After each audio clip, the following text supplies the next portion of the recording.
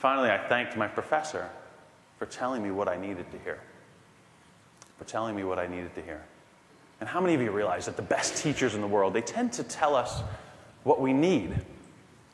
Give us what we need, not always what we want. Not always what we want, is it? This professor told me what I needed, but not what I wanted.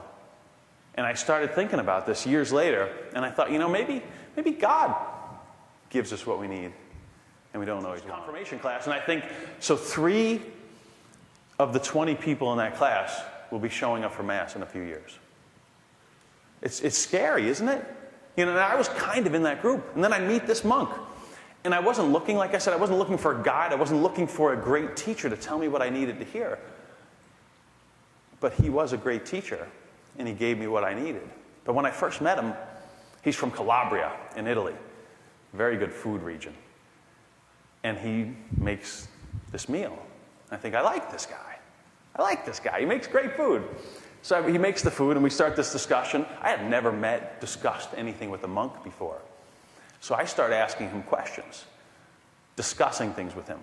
If you asked him, he would say, Jonathan started arguing with me. But I'll call it a discussion. I would say, brother, if God is this and that, then how come this? He says, let him love you.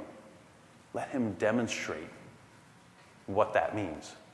He says, the only way that you can love as a father is to be loved by a father.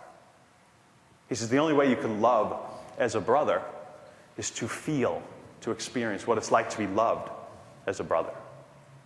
He says, let Christ, this is how he puts it, my friend the monk. He says, let Christ invade your life. And I'm like, hold on, I'm not ready for that. What does that mean? We're not doing anything. We're not doing any art project, nothing. We're not reading a book. I said, Ella, are you happy? She says, yes, Daddy. She looks up at me. Never forget that moment. I let it linger. And then I said, Ella, why are you happy? And she says, Dad, I'm happy because I love you. And I'm with you. She's 3.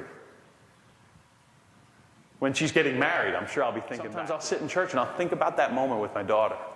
And I'll think about, just, God, I'm happy to be here with you. I'm here. Can you love me? Because I'm feeling broken. One of us shared something. Every single week we shared something with someone else in our world about God. Just lent a great book to someone. What if we did that? Just started a discussion with someone every single week about what would God's perspective be on that? I wonder what God would say about that. Let's look it up.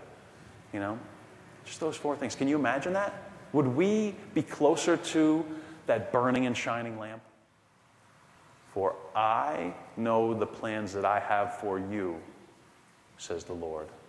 Plans of good and not of evil. Plans to give you a future and a hope.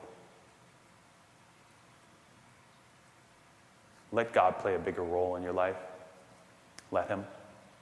And let him love you. Thank you very much.